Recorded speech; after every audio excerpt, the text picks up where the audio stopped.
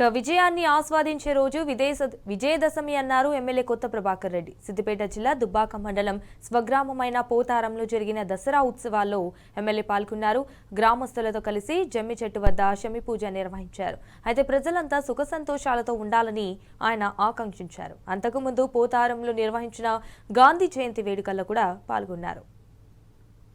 విజయాన్ని ఆస్వాదించే దినం ఈరోజు విజయదశమి.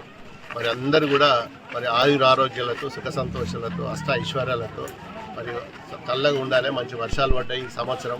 అందరూ కూడా సంతోషంగా ఉండాలని చెప్పి మరి అమ్మవారిని కోరుకుంటూ మరి అందరూ కూడా ఈ పండుగ అంటేనే తెలంగాణలో మరి అస్తిత్వం కోసం, తెలంగాణ అంటేనే దసరా, దసరా అంటేనే తెలంగాణ అనే విధంగా మరి ఎన్నో తరాల నుంచి వస్తున్న ఈ పండుగ మరి బ్రహ్మాండంగా అందరూ కూడా పిల్ల పాపలతో అందరూ కూడా ఈ జరుపుకుంటుండ్రు.